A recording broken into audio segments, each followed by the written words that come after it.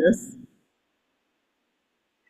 I'm very honored this afternoon to introduce to you Dr. Tom Ingenio. Dr. Ingenio is a clinician, speaker, and author of the Cupping book, Unlocking the Secrets of Ancient Healing. He specializes in integrative and functional medicine. He operates Charm City Integrative Health, which has been dubbed the future of medicine. The clinic provides a multidimensional approach to reducing inflammation, improving circulation, and regulating the immune system. His professional passion is to help patients and practitioners use no-nonsense practices to thrive. Congratulations for the publishing of your interview in Authority magazine titled Five Effective Strategies for Mental Well-Being. And thanks for joining me here today. Oh, thank you so much for having me, Nancy. Oh, it's my pleasure. Were there any clues in your childhood that you would choose medicine as a career? I feel like growing up, I always wanted to help people. My family, I think, being in, generations in, but still remembering our immigrant roots, the idea was to succeed, right? At that time, everything was possible in America, right? So my grandfather's generation all really did well. My grandfather was a pharmacist, and I think the intention was like, oh, we're going to carry that on. We're going to make sure all our kids get educated, all our kids have a future. Um, Within that, being that I was so interested in sciences and everything, it seemed to make sense that I was going to go the MD route, medical doctor route. Yes. Um, However, I always say it's serendipitous. There were so many things that happened that kind of changed that trajectory for me, and it was so amazing looking back at it. But my grandfather, I've already mentioned him once. He was such a big influence in my life, and I tell this story so often. He was counting out pills, old school way, right? With the spatula and the little separator, and you take one side and you pour that into the patient's bottle, you take the other and you pour it back into the master bottle. He was counting them out, and he was doing it for a patient who happened to be a day laborer. And this is back in the early 90s. And he said, this guy has to take 3 pills a day for the rest of his life, and they're $5 a piece. Ooh. And this guy's literally being handed cash at the end of a workday, and he's got a family, and he's just struggling to survive. And he looked at me and he said, there's got to be a better way, and I'm hoping you find it. He died probably about a year or so after that, and I kind of blocked that off. It was probably my biggest trauma as at that teenage kind of level. um and it didn't come back to me until I was literally sitting in an acupuncture class, and I went, oh my God, but within that, a few things happened that I had absolutely no control over. I had to transfer schools. I was at Loyola for 2 years. They changed my financial aid package, including raising the tuition, gave me a bigger loan and took away some grants. I'm still sore about that. That was almost Uh-huh. 30 years ago now. But I ended up going to New York Institute of Technology, which is associated with NICOM, which is an osteopathic college, right? Yeah. And the idea was that if I went to NYIT, I kind of got fast tracked into the DO program. And who cares? MD, DO, you're still a doctor. No one knows the difference unless they see the letters after your name. Right. And that junior year, I got a postcard in the mail during the Christmas break, for an acupuncture school, which happened to be 10 minutes in the other direction. And it was like right between, like, my parents' house was right between the two of them. And I went to the open house at this school, and they showed me what they did. They showed me the clinics. They showed me the curriculum. And I came home, filled out that packet, and was enrolled before the start of my second semester in my junior year. I had enough prerequisites between high school credits that were college level and all my pre-meds were already done. So I had all the biosciences I needed, and I actually had a couple of classes waived. But that junior year, my parents were still like, "Oh, I don't know about this." So I was doing my second semester junior year with my first semester grad school at the same time, as well as bartending 2 nights a week. I was carrying 32 credits, and it was like honestly one of the happiest times of my life. I absolutely loved what I was learning. By the time I finished that first semester, my parents are like, "Okay, we trust you." And I didn't go back for my senior year because I was getting a bachelor's and a master's at the acupuncture program. Yeah. So who needs two bachelors? You know, but all of that happened really without too much input from me. It kind of just went. Sounds like it was destiny. Yeah, yeah, no, you call it whatever you want. Yeah, but yeah, it definitely felt like that. It was such an easy thing. Well, you were designed for that particular path of medicine, Yeah, evidently. And you've added other integrative things into yeah. your practice as well as acupuncture. Describe a few of them. So, it's funny because I think at last count, we have 14 or 15 different services if we tease everything out into individual things. A lot of them are very modern, right? We do massage, we do cupping, we do moxibustion, we do gua sha, and that's within the realm of East Asian medicine. It really, it's part and parcel. Uh-huh. Um, but the way all of those things function, they improve blood flow, they regulate the immune system, they reduce inflammation, right? And they really focus. They're patient centric, right? They're not disease centric. How can I make the patient feel better? Yay. How do we make their body operate better so they can then rectify the disease? And it's in the same way that modern day functional medicine tries to go back and flip the earliest switch it can in that disease process. In fact, a lot of functional medicine writing is based off of traditional Chinese medicine and its Yes. roots, right? So when I was looking at that, and I saw this biohacking movement, and I've shied away from it because I don't particularly care for the mindset of the people using biohacking. It's like, look how great I am, but they could give a crap about everyone's else health. So there's really not this community, not really this kind of intentional, hey, we should be here for everybody. It's more of the I've got mine, who cares about anybody else? But that's an aside, and I won't go deeper into that and bore you and possibly upset somebody. But the other services we added, they were kind of cutting edge is such a trite term, but they were new to the scene for us, right? So whole body cryotherapy, sauna, red light therapy, Mm. exercise with oxygen therapy, salt therapy, right? And meanwhile, the one thing that I loved about it is there was clinical research. There's at least 40 years of clinical research on everything we've added. But at the time in 2016, when I expanded into what's known as Charm City Integrative Health now, it was like cutting edge and it was new. And I'm like, red light panels have been around for 40 years.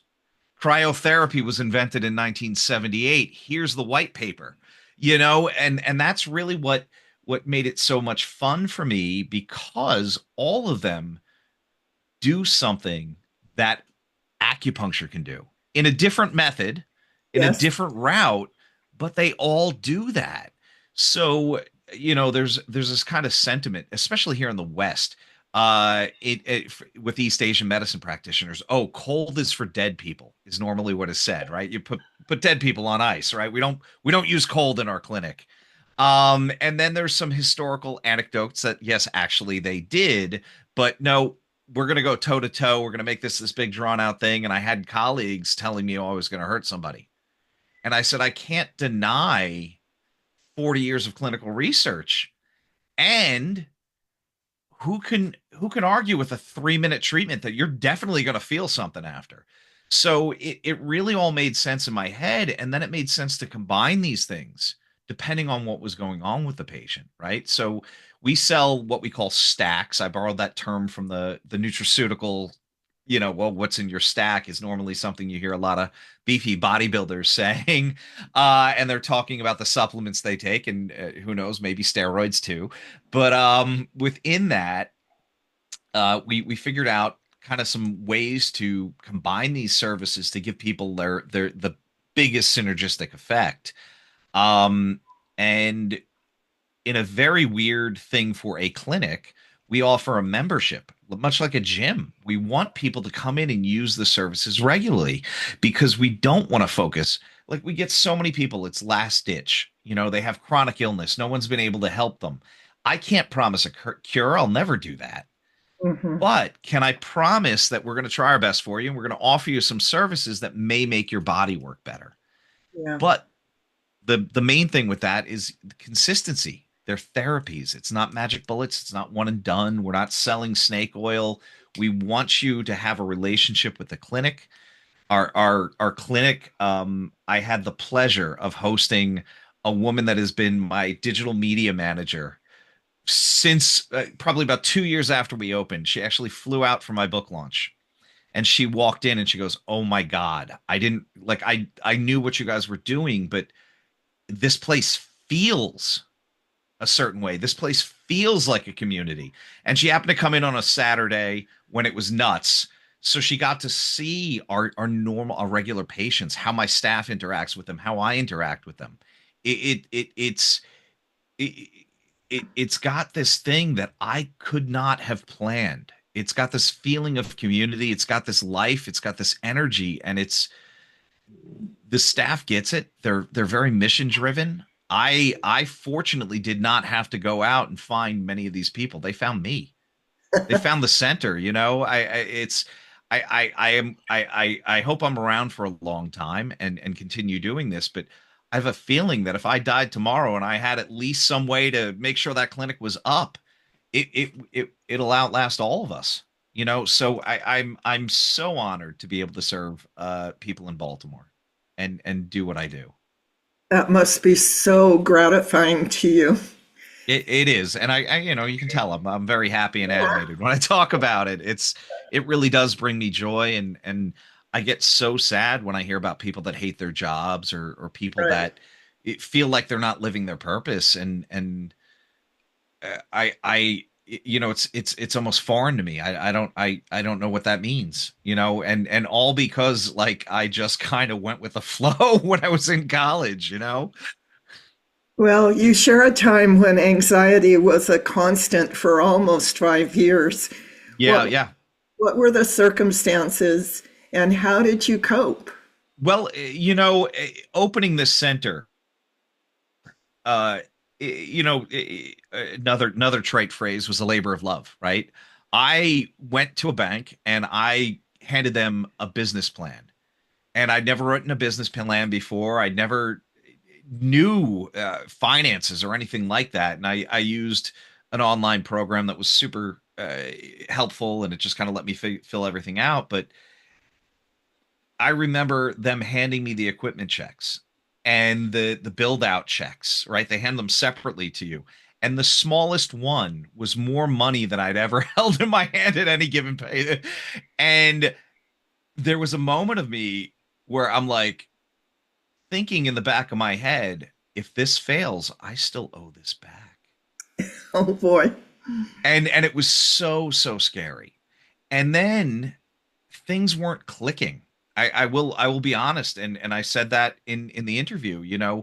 Before COVID, it was such a struggle. I don't think I think there was a couple of things. One, that was a lot of money, and I didn't find my voice yet. I didn't find like how do I tell people what I'm trying to do? So we were busy, but we weren't busy enough to kind of make me comfortable. And certainly even today, I'm still not comfortable, but struggling to make payments and you know, e- every entrepreneur I know, and I recently completed the Goldman Sachs 10,000 small business program about 18 months ago, and to have people that were in my eyes more successful than me complaining of the same issues. There was some camaraderie there, right? Misery loves company. wow, I'm throwing out all the phrases tonight. But within that, you know, the mission became so important. And I had a mentor that had always helped me. He actually pushed me into opening this place instead of bouncing off to Costa Rica. Some days I still regret that, but but we're here now, and I, I I've met so many great patients, and I've met so many great colleagues, and I've met so many great employees that I work with. Um, and to be able to figure out how to deal with my own particular anxiety and the insanity around running a practice. Mhm. Um, I mean, it it it definitely gave me some fortitude. It definitely, kind of made my resolve a little bit better, and making sure I was meditating, making sure that I had somebody to talk to that wasn't just confiding in friends, and being physically active. All of these things really just helped me get through those things. Mhm. And then your capacity increases, and then you do crazy things like you take out more money and you try and do something different.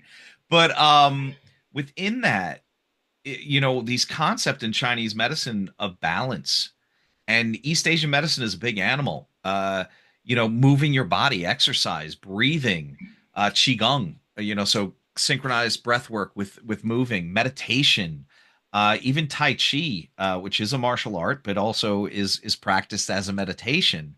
All Mhm. of those really kind of helped me stick together during those rough times. And you know, having been there, those are sometimes it's the hardest thing to keep consistent with, but when you do, you get better, you know.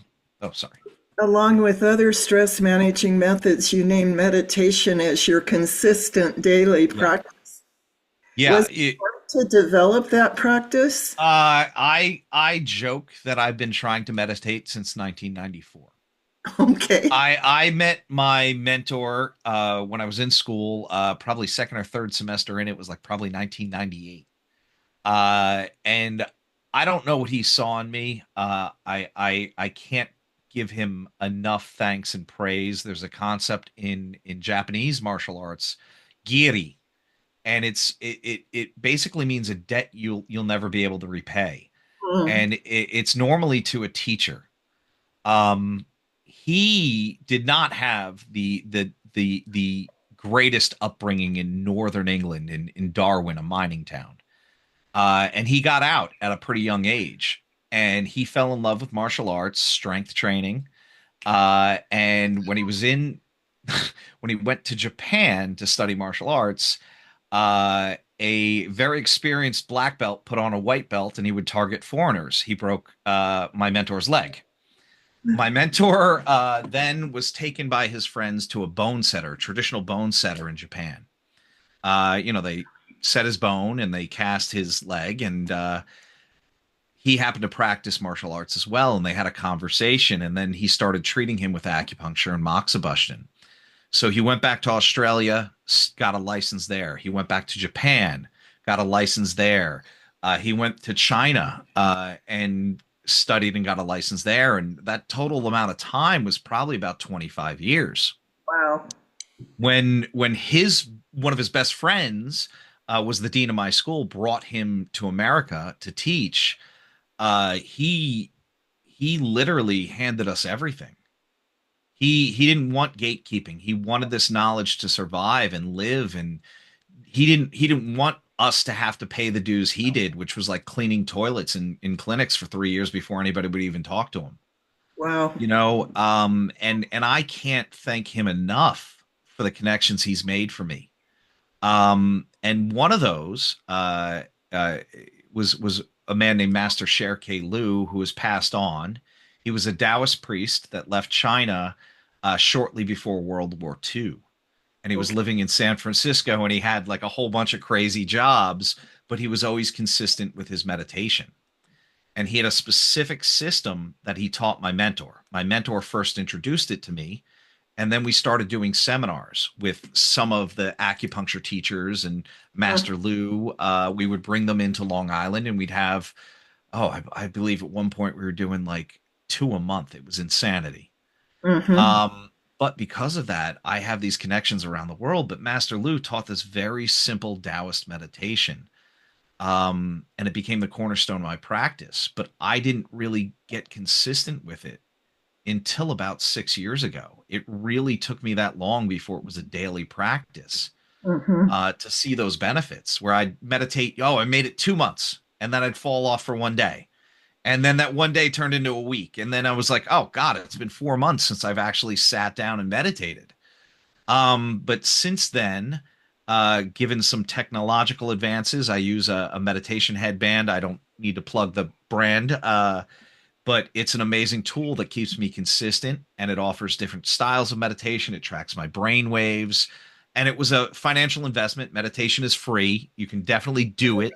But I like this because I like gadgets. I like feedback. I like some way to say, hey, you're doing this, and you're making some progress, and that's what this gives me. And I think as of today, I might have been 2,150, I want to say 56 days in a row. I might be off less than 10 days, but it's been consistent, and it's had such an impact. I mean, we can pick any event in the last, I don't know, 5 6 years, and show so many people undergoing massive amounts of stress. Yes. And this has at least kept me from going crazy. This has at least kept me from going to a dark place. Mhm. And I still fall apart. I still yell at my kids. I still I still have bad times, but it's the ability to get, course correct, and get back on track that I don't think I had before I did a meditation daily. I hope I'm not rambling too much, Nancy. Well, it's valuable information, and I'm so interested in each piece of it. There's so many pieces. I want to ask you though, where in the world you came up with the title of your podcast? You named it Irreverent Health. So this was, like many crazy ideas, was was born out of COVID. Um, I had a guy come into my clinic. God, this is a long story too. I'm going to try and make it as short as I can. A Okay. guy come into my clinic named Joe McClinsky. Joe is an amazing man. He's brilliant. He is a business consultant, and he offered a couple of fixes. I should say he gave me a 45-minute business lecture when he came into Charm City Integrative Health the first time I met him.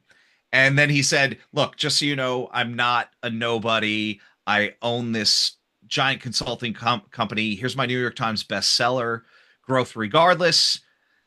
He gave me a ton of, like, do these things for your practice. He came in probably about a month later, and he goes, you did everything I said. And I went, it sounded really good. Yeah, of course I did. Uh-huh. And he said, all right, I think you're ready. And I go, ready for what? He goes, look, I have this business society. It's really high end. I want you to join it. I go, look, I don't have the funds. He goes, no, you're my guest. Right. So I go to the first couple of meetings, and it just so happens that Matt Hampton, my co-host, is in the room with me, and he's new too. And both of us were kind of sitting in the back going, oh, dude, we're in the wrong room. There's some like heavy hitters in here. There's some like big big names in this room. Yeah. We're not at this tier. But what we did start talking about is that weird intersection of tech and health. We were both like, he's super, like, he'll dive into a rabbit hole. Like, he's just a polymath in his own right, right? He just wants to learn. Mm-hmm. Um, and we'd start having these crazy conversations about health and concepts. And what we found was people would start coming over and sitting next to us and listening. Uh, And I think one of Joe's right hand people actually said, you guys should record this. Well, COVID happened, and we were sitting in front of a screen just like this all the time anyway, and we started recording. and we didn't launch until we had 50 something episodes in the tank. And I remember somebody saying, "You guys just launched this. Why is this saying it recorded in 2021 and it was like 2023?" And I'm like, "Oh, we wanted to make sure we were good at it first." But since then, we've like really gotten some big name people. But the idea was to have an angle that was not necessarily mainstream. We'll talk about weird stuff. You know, one of the great things about being in East Asian medicine is there's no line between here's the psychospiritual, here's the physical, here's the mental health. It's all one being. Yes. And that I think that's a true representation of what health is. And and that seems irreverent in the face of modern medicine, right? Like, Yes. no, Western right? medicine. Right? Like, oh, no, you go to the dentist for that. The teeth. Oh no, they're not in the head, right? Or we treat pregnancy like a medical condition, Right. right? But that's a natural part of life cycle, right? So what can we do to optimize our own health? What can we do to live robust lives? Who can we have amazing conversations with that may impart some jewels of wisdom that we can share with others? And we really just I at one point I felt like Matt was dragging me along kicking and screaming, and then in this last year we've had so many great amazing interviews. In fact, we got the co-founder of the company of that headband that I was talking about earlier on the show. We've had the guy that discovered the part of the brain that regulates circadian rhythms on our show. Wow. 40 something years ago, he came on to talk about the evils of blue light. And he came with a stack of studies that he co-authored, including his book called Light Doctor. And it was just such an amazing conversation.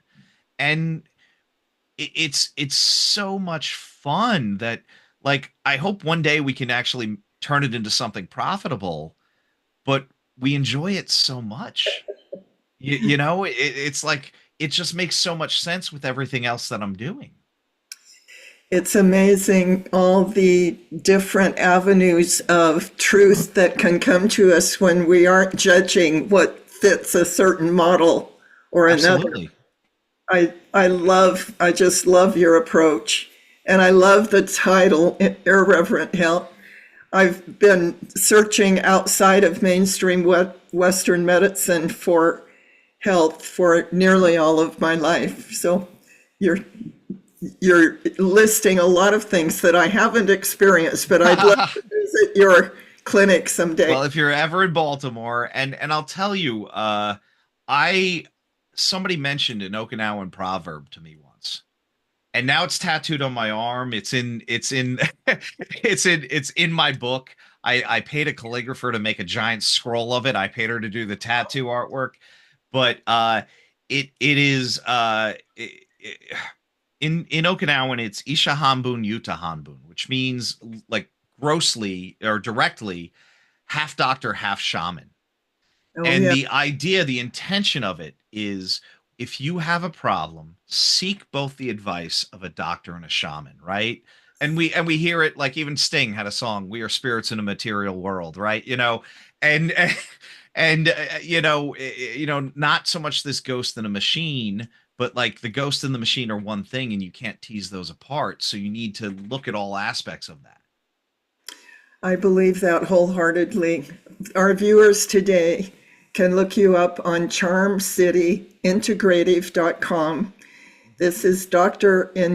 Ingenio. Did I say it right? Yes, you did. And I go by Tom. I mean, it's not an MD. I use the title if I think it'll get me something, but I'm more approachable than that.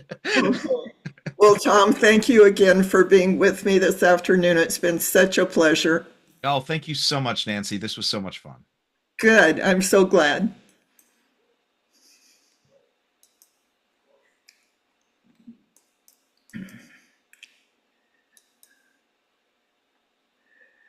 I have trouble finding where to stop this. I get that because and it doesn't show on my side. So Okay. Thank you, Tom. all right, Nancy, take I'll care. talk to you again. All right. Bye bye.